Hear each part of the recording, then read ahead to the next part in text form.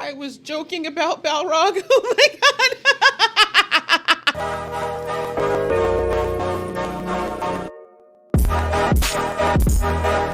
Hey guys, it's your girl Aisha at KGeekXX Chic, and we are back with another reaction to The Lord of the Rings, Rings of Power. We're now into episode 7, which is called Out of the Ashes. I feel like that is a very literal title, considering the fact that we had a volcano erupt in the last episode, and it covered pretty much everything that we could see in a lot of ash. We had some literal balls of fire, flames being spread across the Southlands, and we ended the episode rather dramatically with Galadriel just kind of standing, closing her eyes, almost feeling like she was meeting the fate of the volcano coming at her. But we know enough about Galadriel to know that she is, first of all, we know nothing happens because hello, Lord of the Rings, but more than that, she's a fighter. And I think, as I said in my review of the last episode, I think she was still processing that it had even happened. I think she felt like she had at least secured some ground or had a victory that day in taking down the orcs and capturing Adar. Like, I think she really thought that they'd gotten at least one win that day. And to find out that Adar, the whole time, it had a backup plan with that annoying guy that's been in the Southlands this whole time, running off with the sword, the actual sword, activating the plan anyways. Definitely frustrating for Galadriel, because it feels like every time she takes a step forward, something sends her 2 steps back. So yes, the people of the Southlands were definitely not in a good place at that point. I thought it was lava that was starting to run down the mountain, but someone in my comments rightly pointed out it is just ash at this point, but still ash and soot and that extreme heat is still just as dangerous to somebody as the lava would be. It's just not a safe place for them to be, especially with big, fiery pieces of rock being shot around. So they need to evacuate as soon as possible, but that's a lot of people, nowhere near enough horses, I would think. So it's going to be a rough road ahead for them, despite the fact that obviously the whole Southlands now is going to be covered in this darkness. And I was thinking as I was editing the episode last week that fiery cloud of soot and ash and dust is going to block out the sun, which means that the orcs will be able to walk around and move around even in the daylight, which is the one advantage that people had before this, is that they could walk around in the daylight, and then orcs didn't really start to do their worst until the night. But now with the sun potentially being blotted out 24/7, that gives them a lot more freedom to move and do what they need to do. And so again, I think, as I said last episode, we're seeing the beginnings of Mordor and what's eventually going to become the elven home for hundreds of years to come. So that's kind of how we ended things. We didn't really focus on any other parties that we've talked about in the show in the last episode. Like, we didn't see anything from the Harfoots, aka Nori and her friend, and we didn't really see, actually no, because Galadriel's storyline and the Southlands one kind of meshed. So yeah, those two kind of came together, but we haven't seen anything about what's going on in Numenor yet, or actually the elves and the dwarves. That's the other one. We didn't see anything with Elrond and Durin. So those kind of storylines, they took a back seat in the last episode, which is fine. I think we needed all of our attention on what was going on in the Southlands. But now that that's kind of hit a major step or hit a major pivotal point, we can start to circle back, hopefully in this episode, to some of the other storylines that were going on in the background. I do wonder if this eruption of the mountain is being seen across Middle-earth, or people are noticing the difference. I'm very interested to see who else is aware of what's going on, or if they're going to find out about what's going on in this episode. I know we're probably not going to get everybody in the same room at the same time, as in like Galadriel, Elrond, Durin, Arondir, like everybody, like that may not happen this season because it doesn't make a lot of sense for it to happen this season. But I do hope we get a little bit more collabing, because that's one of the things that made last episode so fun too, is finally seeing 2 of these disparate storylines finally come together. So we'll see what happens though, because there's only after this, I believe there's only one more episode. So we'll see how we go. So I'm going to jump into the episode. But before I do, if you've never been to my channel before, welcome. Thank you so much for coming. I do reactions here to shows like this. So if you're interested in watching me do that, please hit that subscribe button as well as the notification bell so you know when I do more uploads. Of course, there's only one more episode of this show, as I mentioned, but I do a lot of others that are in this vein.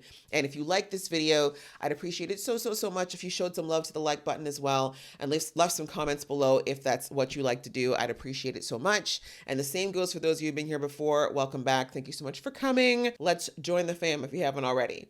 All right, enough talking from me. Let's get into the episode right about now. Oh, ooh, this red hue. This lighting already. What a cool choice. All right, sis, I'm gonna need you to get up. I know you're hardy as an elf, but that's a lot of heat. Let's not wait for a fireball to hit you in the face. Oh no, whole village gone.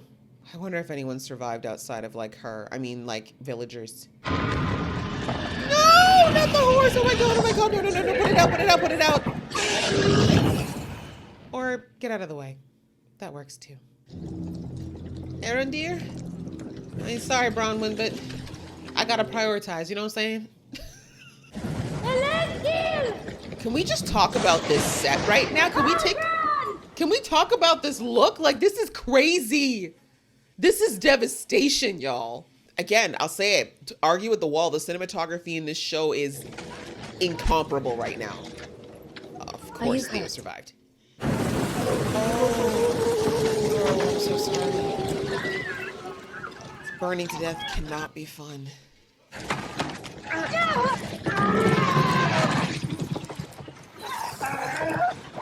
That's right. It's a queen that gets her hands dirty. I'm sorry, but I kind of knew that guy wasn't going to make it from the last episode. He really wasn't cut out for this life. Soldier! We gotta go. He's gone. Yeah, we gotta go. We're going to have to mourn later. Let's go. I'm getting some backdraft flashbacks, man. This is horrible. We better not get trapped. Bridget. Get them out here! No.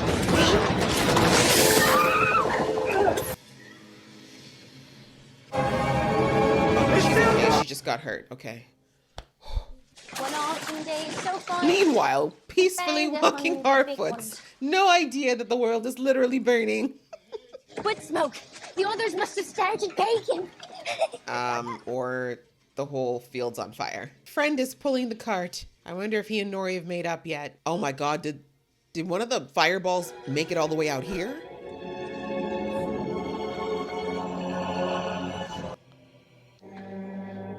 Hey, speaking of people who arrive in balls of fire. Your friend up there. Yes. The big fella. Mm-hmm. Maybe he could fix it. Yes. Go on, Nori. Fix those wounds. What you waiting? I'll ask him then. Okay, you do it. Nori's friend's a real one. She knew that, like, Nori, I guess she's still scared of him. But also, when he uses magic, bad things seem to happen shortly after. Maybe y'all should back up. Because I know that if he accidentally hurts y'all, you're going to put him right back into the demon category. What's he muttering? Likely little words, so the tree will understand. So the trees don't talk. Yes, they do! Okay, that's not sounding so great anymore. Fixing it? Back up, little kid, please back up. Someone grab her. Or him.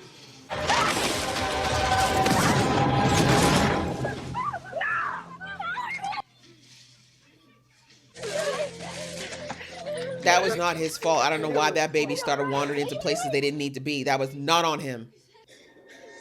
And now, back to being a villain, right? Even though the kid ran into the danger zone. Y'all need to learn how to round up your babies. That's the problem. In exchange for access to your mithril mines, the elves are prepared to furnish this city with game, grain, for the next 5 centuries. Good God. You won't even live long enough to see when that bounty ends. Why should we trust any elf? You should not, Period.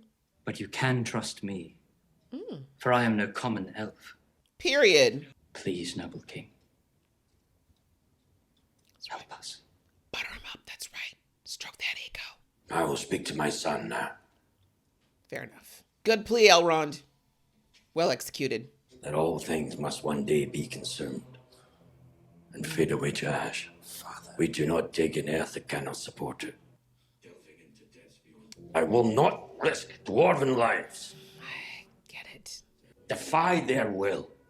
And this entire kingdom might fall. Yikes. He was wrong about that. So they don't know about the volcano yet. I am sorry, my son. I understand where he's coming from. Like, at this point, he doesn't have all the answers, right? He thinks it's all local. You're not thinking of letting this happen! Hey, ma'am. Perhaps we could force your father's hand. He's more than just my father, Disa. He's the king. All right, fine. I shouldn't have said he had lice in his beard.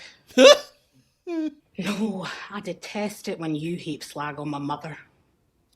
Fair. Well, in your mother's case, she actually does have lice in it. I'm joking. I'm joking. Not the time. She's a weapon within arm's reach. Hey, Elrond, I know you heard everything already.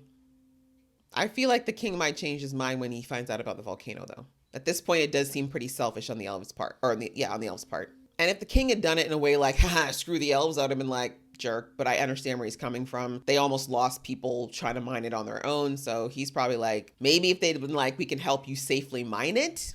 So this is goodbye then. For now. We do not say goodbye.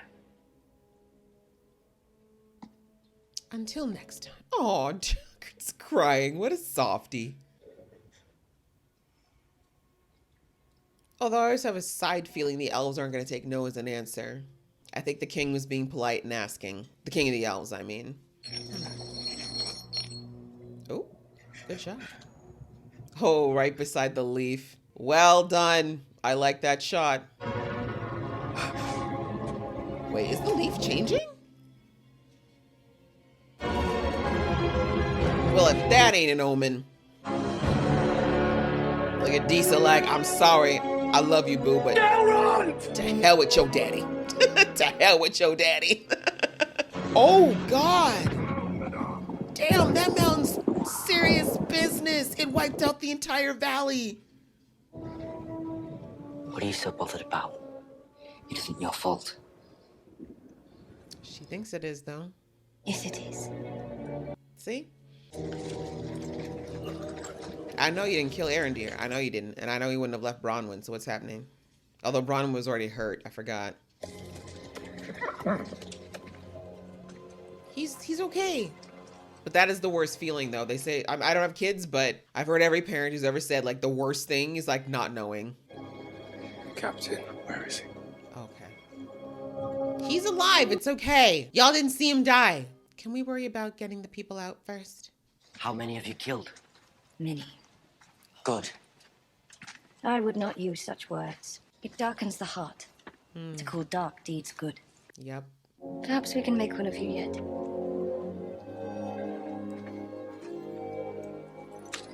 That's right. Keep pulling him away from the evil. The evil's already touched him. I just need people to just keep pulling him towards the light until he starts to choose it more actively. I don't hate him. I really don't. I just, I worry about kids that have already danced with the devil.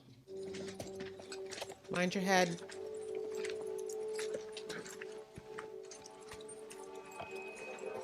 I knew it. She's blind. Damn! How much further until we're clear of this smoke? How do I say this? It's pretty much as far as the eye can see. Pardon the pun. Only grey. Okay, it's not the end of the world. Keep walking, both of you. Yeah, not the time. It's a lot to deal with right now. And it could come back.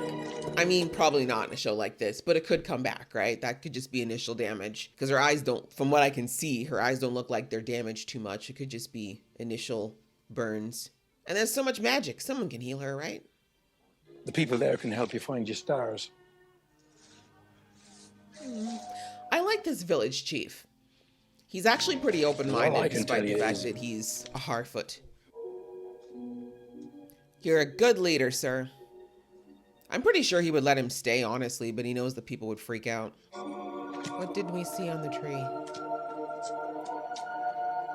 The new life. He did fix it. Oh. My guy, would it kill you to just step in the river and wash? It's a step. You did the most you could, Nori, at least at this point. You helped him when he needed help. I think at this point he can handle himself. I saw that star falling. Should have just let it alone. Eleanor, you tried to tell me, Mother. I'm just a Harfoot. Okay. You will never be happy with that, Nori. I promise. It's interesting. Like, I get the sense Nori's mom, like, she wants her to stay in her safe bubble, but you never want to see your kid crushed. And Nori's spirit right now is crushed. I was dancing and he saw me there. You were dancing. I'm still a woman! It isn't your fault. Ooh, not depth. I gave power to the enemy. So that makes me responsible. Some say that. Let's not have the blame game. Do not take the burden of this day upon your shoulders, Theo. You may find it difficult to put it down again. She ain't wrong about that. You made some mistakes, Theo, and I'm very happy to see that you're willing to see that. That's growth.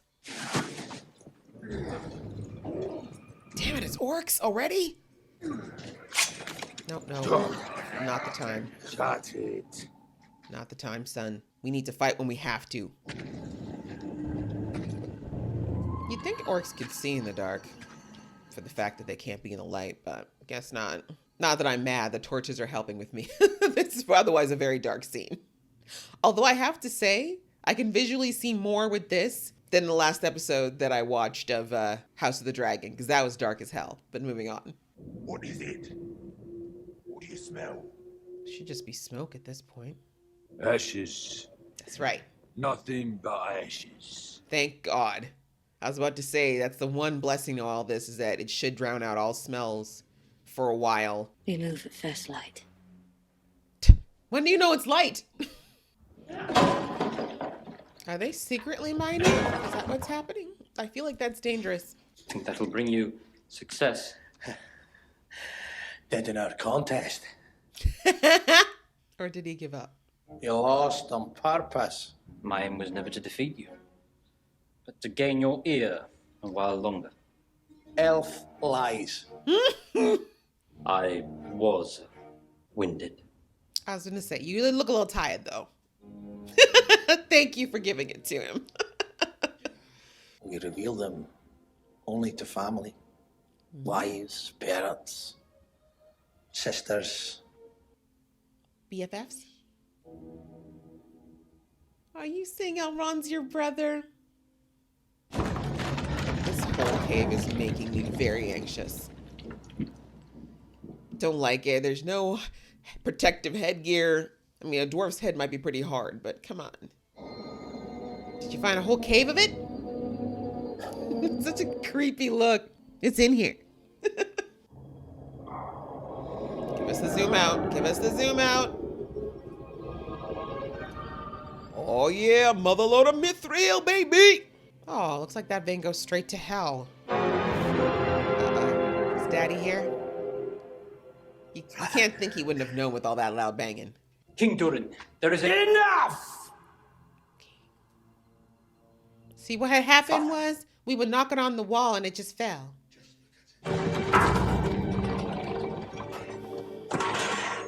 It's okay. The fire burns deep in the heart of Durin.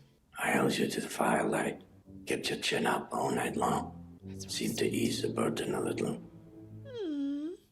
She need cry no more. Our son would live. And he would move mountains! Now that's a speech you give your wife. You speak of greatness for me, but you suffocate in me any ambition, any desire, any thought that does not originate in you. Yep. Signing your allies to death is not tempering.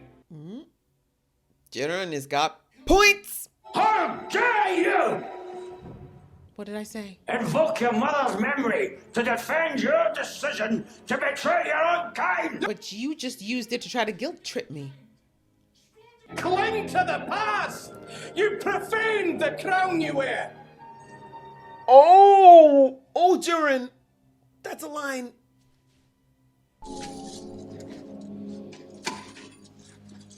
That needed to be said, but maybe not like that. It's no use anymore. Oh, disowned. Yeah, that hurt. That hurt. You both said some hurtful stuff. It's never an easy conversation when you try to forge your own path, especially if it's one that your parents don't see for you. Let's all stop eating. We have to save them. Why don't you take a look outside? And then we'll talk. Oh my God, he fixed the whole valley, didn't he? And y'all were talking mad smack about him. Yup. Good thing that elder wasn't a complete dick to him. Too focused on a little mishap because your little bratty sister couldn't keep herself still. He fixed it. Yeah, he did. Can you believe it, Nor? I can. And look at all you greedily picking it when y'all was the quick ones to kick him out the village. If I were him, I'd take every last one of it back. I'd just be like, reverse spell, bring that shit to me because rude. Rude! What did you see?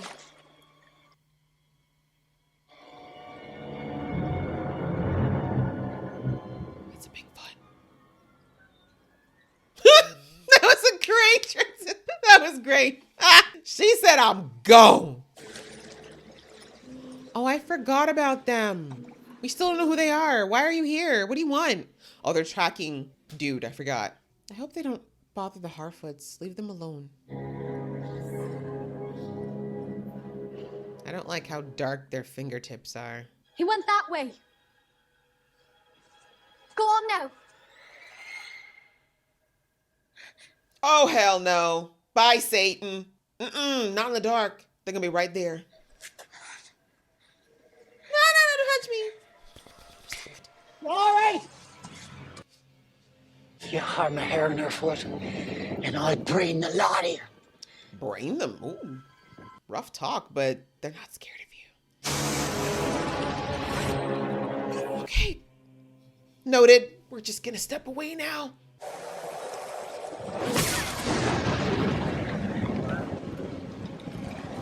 I knew they were destructive. Well, the nice thing is most of the materials for your homes are in this valley you can rebuild. And they didn't hurt you, so directly. Oh, poor Nori was just trying to help him. Yeah. Give him to me. It's like, stand away, plebe. I'm the horse whisperer. You're going home. Do you hear me? Oh, he doesn't want to leave Isildur. No, he's like, he's still here. I'm telling you, he's still here. Please. Beric. Come on, you're the one who said that that horse has no feelings. You should know that he's not going. It's because he's still here. But I get it, though. Leaving is the safest option. He's gonna find Isildur. He's like, listen, plebes, you don't understand horse. Because if you did, I'd tell you he's still alive. Follow me. That is a beautiful shot. I love watching horses gallop. I know it's a small thing, but it's so beautiful. I should never have pulled the elf on board. Oh, stop. Blame is not going to help you. It's the healing tent. Ow. It'll be all right. Well, I mean, at least you have the other leg. I shouldn't have complained about it. Theo.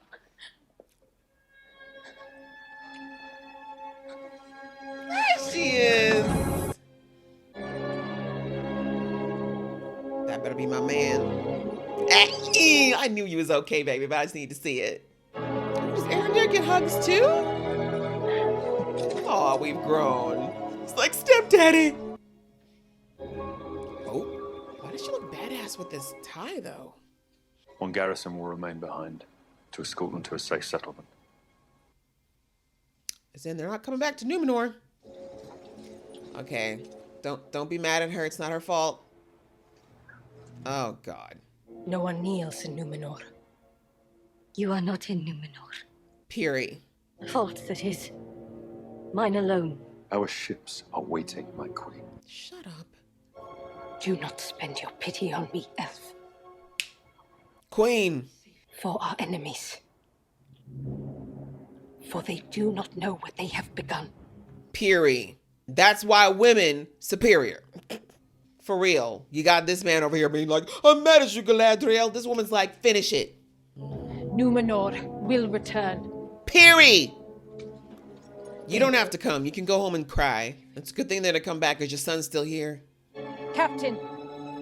Captain, did you abandon your post? Oh, he needs to cry. Give him 2 minutes. I mean, I'm giving him time. You know, he clearly does not deal with loss well. He's still clearly grieving his late wife. Now he thinks he lost his son. I get it, but you gotta know that was not Galadriel's fault, and it's gonna come to Numenor at some point.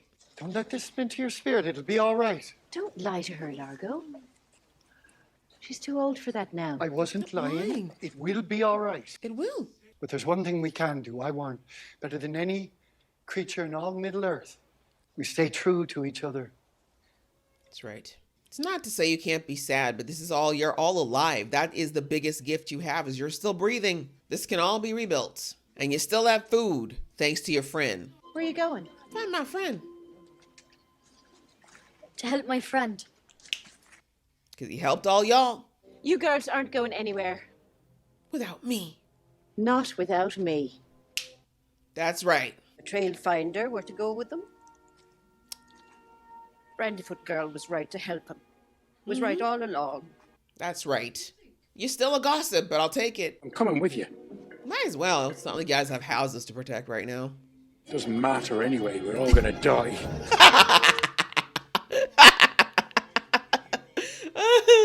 Oh my god. Yay! Adventures! Besides, I feel like after what just happened, being with somebody who has magic is probably a better play, no? What about King? Yeah, where is he? Halbrand. Ooh, that looks... I will not abandon these lands and condemn them to burn. Nor will you. Okay, Halbrand. Good that you still got some fight in you. Where the hell's Isildur? Oh, I guess you gotta address the people. Never mind my festering wound. I'm fine. We're gonna fight another day when I can stand for more than 5 minutes. He's like, I'm gonna stay with my woman. Hope you don't mind. Stepkid kind of likes me now. I just can't walk away from this. Commander. Oh, the respect. You've come a long way, Theo. I failed him. You didn't. It's all my fault. What is this, the self-blame episode? It's your father's. All right, let's throw it there. One day this will be your kingdom. That's a wife that stands up for her man. Yours. And mine. I feel like this means you're gonna have to kill all your brothers and the dwarf lords, though. We are going to dig. Yeah. You hear that? There was no ifs, ands, or buts, okay? They're so cute. I think that might be my favorite Lord of the Rings couple. All right. Seal it up. Damn, it's going straight to Balrog at this point. I was joking about Balrog. Oh my god. That's hilarious. Whoa. Maybe that's why they shouldn't dig. This is our land now. Why are you shaking your fist? Dude, you're human. Jeez, why don't you just get on your knees and just service him right here, you weirdo? What shall we call it instead, Lord? Give it the new name. Let's have it. Give us the flip. There it is. There it is. It is officially Mordor. Damn. All right. Another solid episode. Another solid episode. Whew, this one was very emotional, though, which I expected, actually. I think that this was a good way to close out what was a very dramatic turn of events at the end of the last episode. I also think that it's very interesting that even in that final shot, you see Adar's face as he's looking at the volcano, and there's this sense of completion, right? Like last episode, I mentioned about how we were given the orc side of the story, so to speak. Adar let Galadriel know where he was coming from, why he was doing what he was doing, why the orcs are doing what they were doing. And of course, there's going to be varying opinions over whether or not the orcs have a right to do that. But my point in the last episode was that it is a point of view that living creatures, whether they're, beneficial or detrimental to human life, they exist. If they're on this planet, there's probably a reason in some way, shape, or form. And I'm not saying that orcs and humans can coexist. I'm not saying that they needed to be there. By the time we get to the Lord of the Rings, movies or books, we realize the orcs have gotten to a place where exactly coexisting is not going to happen anymore. However, if we're looking at it from what's been presented to us in this story, Adar has been working towards creating a place for himself to exist along with his fellow children. And I think that final shot was such a great way to frame that he felt like, okay, all this work, all this toil, all the death of his children, it's been worth it now because I finally got this big accomplishment I've been working towards, which is to claim these lands and to create a situation where, as he just said, they can walk around in daylight now. They no longer have to hide and scurry around in the dark, and they're able to call this land their own. Now, of course, you call a land that's just full of death, right? As Galadriel said, all the trees are dead, the grass is dead, there's going to be no food growing there, no animals, life can be sustained. It's not exactly a vibrant place. place, but hey, I suppose it's what they get. I mean, we already know that orcs don't exactly follow the same natural rules as other living creatures, but it is a place for them. And it's interesting because it's like, you don't cheer for this happening because clearly there was a lot of death of humans and a lot of sad things that happened to make this happen. But as I said, if you look from the orcish point of view, if you look from the Adar point of view, and there's that expression that says that every villain is the hero in his own mind, like, or the hero of his own story. Adar feels like he finally got a win for the orcs. They've been beaten back and killed and all the, oppressed in his mind. All these things have happened, and now they finally got a win and got a land of their own. And it was very hard won in his mind. So again,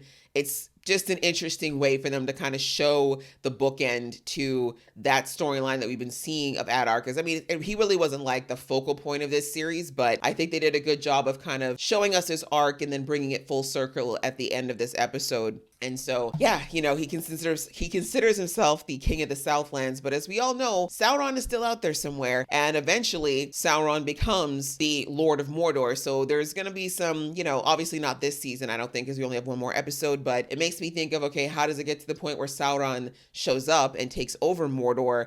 Even though right now, Adar is the one being called the King of the South. So next we had, of course, just the aftermath of the battle. We see that Galadriel didn't die, obviously, because we know that she didn't. But some people were thinking she might use magic to try to protect the village. But one thing I will say is that the only magic we've seen actively happening in this series thus far has been performed by the human friend that fell from the sky. Right? The show's been very selective about showing us any type of magic or any type of people who can wield magic thus far. Like, we really haven't seen any mages. And we know that from the Lord of the Rings movies, of course, and also from the books, that elves do have a level of magic. Not all of them, but some of them do. But I think the show is being very conservative about when they're going to bring that in and how much of that they want to bring in. And not because of a budgetary concern, because obviously they have the money to make the effects happen. But I think from a storytelling perspective, they're really choosing when they're going to start exposing who can do what. And like I said, Galadriel's not shown any type of magical ability up until this point, right? Everything has been very much off of her own strength as an elf. And we haven't seen, like I said, anything else as far as even Adar. We haven't seen if Adar can do magic, we haven't seen him do it. If Arondir can do something, we haven't seen it. It really has only been the friend. And then in this past episode, the weird cloaked dark-eyed weirdos that are following Mr. Friend around, like they were using magic as well. So that's it. Other than that, they've been very conservative about using magic spells and that whole side of things in this series. So like I said, I wasn't really thinking we were going to see it, but we see that Galadriel got knocked down. But again, that elven hardiness is probably one of the main reasons she survived. And we see that unfortunately we lost a lot of people. We lost a lot of soldiers, but some people did survive. And as again, we saw there was a moment where Isildur, he rescued his one friend with the dark hair. I can't remember his name. His other friend was lost, but like I had a feeling from the get-go he wasn't going to make it because he was not dealing well with this whole battle situation. And then we see that when they were trying to rescue some people, Isildur managed to pull the queen to safety, but he wasn't able, it seemed like he wasn't able to get out before the house collapsed on him. And I just want to also give another shout out to that whole set was amazing. They did such a good job with making the realism of all that smoke and the burning buildings and the fire. Like, oh my gosh. And I know some of that was probably practical, not all of it obviously, but they did a great job. Like, I'm going to continue to prop it because this was a very expensive show. And I think these are the moments where you see the budget at work. But digressing, so it looks like Isildur is gone, but there's always the TV/movie trope that if you don't actually see the death, you don't see the body, there's a chance they didn't die. And obviously, as readers or people who watch the movies, we know. Spoiler alert, though, if you haven't, Isildur makes it. But at this point, they haven't found him. But it is scary to think that he might still be deep in the Southlands at this point. That means he's going to have to navigate his way out with possibly no help, because it looks like most of the other survivors have made their way to the camp. And then now we know that they've actually, a good chunk of the Númenóreans are heading back to Númenor because they've had enough of this Middle-earth nonsense. But one of the things I liked about the scenes that they brought out there, having Galadriel put with Theo, I think was a really good artistic choice. The first introduction we had to Theo, he was very anti-elf. I mean, a lot of that was probably because he was spending time with that emo idiot who, met his end quite grisly. But he had his own preconceived notions of elves and preconceived notions of how elves felt about humans. And to see that he's had to experience, first of all, through Arendir, the kindness that Arendir has shown him, despite him being quite vile towards him. And then spending this time with Galadriel, I think was kind of the final deciding factor for him that, you know what, I think I might have misjudged the elves, or at least as a whole, right? Like maybe there might still be some elves that are problematic, but they're not all bad. And this elf is out here helping me, saving my life. Arendir came out there, helped our people when he didn't have to. So I think the conversations that they had together, I think it was a good dynamic in that obviously it helped Theo to open his mind a lot more, but also it helped Galadriel because I think being with someone as young as Theo, it kind of allowed her to be vulnerable in a way that she probably wouldn't have shown with other people. She talked about who she lost, why this is such a passionate journey for her to be here and do what she's doing. And interesting, of course, they got into the whole self-blame Olympics. Galadriel saying, no, it's all my fault. We know since episode 1, Galadriel's taken this whole finding Sauron and ending him thing very personally. She feels like it's her mission and hers alone to end him. And while it's understandable, it's not necessarily the most feasible mission for her to take on. Like Sauron did not get to where he is by being some passing, thing, like some little blip of strength. Like he's clearly crafty, he's smart, he's powerful, he is got resources. Like, Galadriel is very powerful, but she's not all powerful. And so for her to kind of take that on was already a bit of a foolhardy task. But, we all know that she struggles a bit with that whole guilt that she feels over not knowing that Sauron had things going on in the south when she was going north and not seeing these things happening. And, she's taking on a lot and she feels like she should have been there sooner, or she should have figured out what was going on sooner. But again, she can't be everywhere at once. She doesn't know everything. And it's not a fair thing for her to take on. And how Theo even said, hey, this is my fault because I kept this, I'm the one who gave the sword power. I'm the one who let them know where the sword was. I mean, was he a factor in it? Yes. But I love that the way that Galadriel put it, where she said, I know where I've been around long enough to know when people's intention is one way. And she's like, I can tell that was not your intention. You never intended for this to happen. You never intended for bad things to happen to people that you cared about. But yeah, there's a very interesting dynamic between the two of them. Then the other dynamic that we saw was the queen. Unfortunately, we see that she apparently has lost her sight as a result of that. It looks like a bunch of ash got into her eye, or not ash, but when like a spark of wood flies with embers. That's what I'm looking for. She got some embers to the eye, and it looks like unfortunately it blinded her. Again, it could be temporary, but considering the time and the type of book this is, I'm almost positive they're probably going to have her continue being blind. But I loved her attitude. She didn't get bitter or sad or self-pitying about it, at least not yet. She very much channeled that into, okay, you know what? Galadriel was right. There is trouble coming and we can't just turn our back. Love that about her character. Such a boss-ass move. And I think it's something that maybe Elendil, is that his name, needed to hear, because he clearly went to blaming Galadriel for the death of Isildur. And then finally, we had the more happy note, I think, of the episode in one way, I would say. It was kind of sad in others, and that was the hobbits and the friend. We see that they arrived at their final migration spot, but the fireballs from the volcano had hit them already, and it destroyed a lot of the older settlements and killed all the plant life in the surrounding areas. So they were like, well, dang, like we did all this traveling to get here, but now there's no food, and our homes, they have their homes on wheels, obviously, but I guess they had some established places that are now gone. So they were like, what do we do? And then conveniently, they were like, oh, hey, we've seen your friend, wield some magic. Maybe he can help us. And I was like, that's rich. Y'all still treat him like an outsider, but you expect him to do chores for you. I see your spirit, hobbits.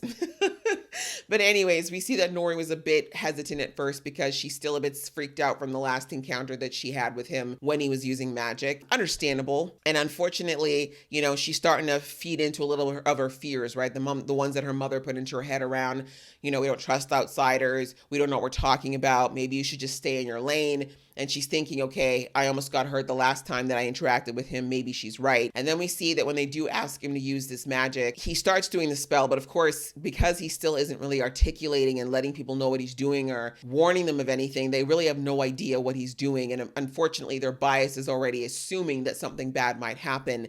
And as I said in the episode, I'm like, watch one thing go wrong, they're gonna jump to the wrong conclusion. And of course, we see while he was casting his spell, Nori's little sibling comes running up, and I know I went in on the kid during the episode. I understand kids just do what kids do, but honestly, how did nobody grab the kid? You see a kid walking towards somebody who's near a shaky tree with wind blowing and stuff, and you think your kid should just be wandering. Like, that's on the parents too. Like, why did nobody grab the baby? Why did Nori have to be the only one who realized, oh, the baby's getting too close? But anyways, the baby goes wandering a little too close to the tree. All the stuff that is happening causes that tree to break, or the branch to break, and Nori manages to break the initial force of that branch falling. Thankfully, like, no one was really hurt in the end, but of course Nori thinks of this as more bias to, or more confirmation to her bias that maybe she made a wrong choice. And you can see almost immediately that the friend looks horrified that happened, because of course he was focused on the spell. And we see, of course, some of the Harfoots were already suspicious, but now they're thinking, oh gosh, this guy's dangerous again, and they all kind of back off again. And as I said in the episode, I'm like, y'all think magic just be instantaneous? Like, you should wait and see what happens, see what he was doing, see if he was able to. And plus, we know that magic takes a lot out of him typically too, so it may not be an instantaneous thing. But anyway, as I mentioned, I think that the elder, I keep forgetting his name, but the elder of their little Harfoot colony, you can see that he's actually a little bit more understanding than not, and he's always tried to be somewhat of a neutral party there, but in the end he's like, maybe I should send him away. And we see that the friend understands, right? He can clearly feel the fear that's coming off of the Harfoots, and that's not what he wants to do. And I think he's still feeling bad about what happened with Nori from the time before. So I love how the next day, when all of them see that he actually did help, and he not only fixed the tree but gave them enough food, like they said, for like the next three seasons, they were like, okay, yeah, maybe we're being a little quick on judging this guy. Maybe we need to calm down, because we haven't exactly given him the warmest welcome, and yet he keeps helping us. And so I really liked the moment at the end where,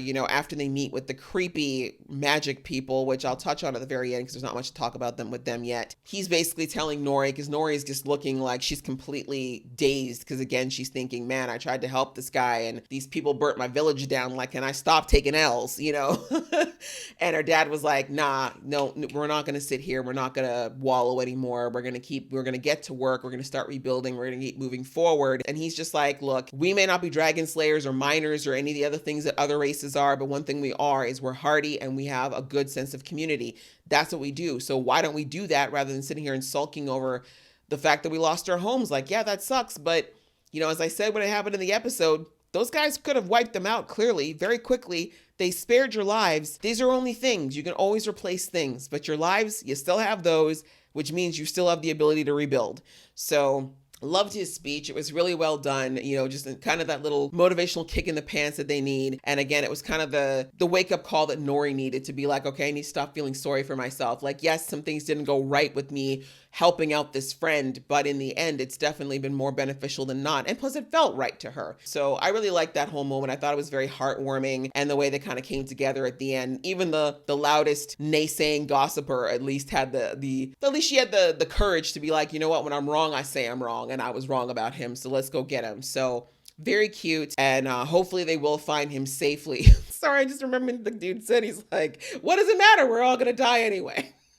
He's hilarious. I love his character. But anyhow, so we'll see what happens when they go after him. But I do think he still needs some social interaction, because again, we're still not 100% sure where this guy is from, whether he's good or bad yet, and what influences could potentially affect him if he's surrounded by the right ones or the wrong ones. Which finally brings us to the weird, white-cloaked, black-tipped fingered, magic-wielding weirdos that keep stalking him ever since the Starfall. They're still on his trail. It looks like they're always just a little bit behind, but we know now that they can also wield magic, and they don't really speak. At this point, we never actually seen them verbalize anything. Just everything seems to be a lot of looks. And there seems to be a leader at the front that, that has a shaved head. And they're following him, I think, based on his magic. It looks like the magic use is how they're tracking him. But we see that Nori tried to distract them or send them in the wrong way. And when they got close to her, of course, her people reacted negatively. And they basically let the hobbits know that you don't want to mess with us. We could literally wipe you out. But I wonder who they are. I'm not familiar with them. I do not recall recall anything about them. I mean, again, I know there's probably some book readers who already have their theories. Please feel free to leave that below, but I'm not sure who they are, if they're friend or foe at this point. But as I said in the episode, I have a bit of a theory that maybe the friend escaped from their clutches, like maybe he was with them and he left. Maybe they want to help him. I'm not sure, but the way that they reacted to the hobbits does not tell me that they're necessarily on the side of good at this point, but it's hard to say. Again, solid episode. I enjoyed it a lot. It was visually, once again, an absolute treat, and I really like how they're moving things along towards our finale, whatever that might be. I hope you guys enjoyed watching along with me. If you did, please give this video a thumbs up, and we will see you in the next video.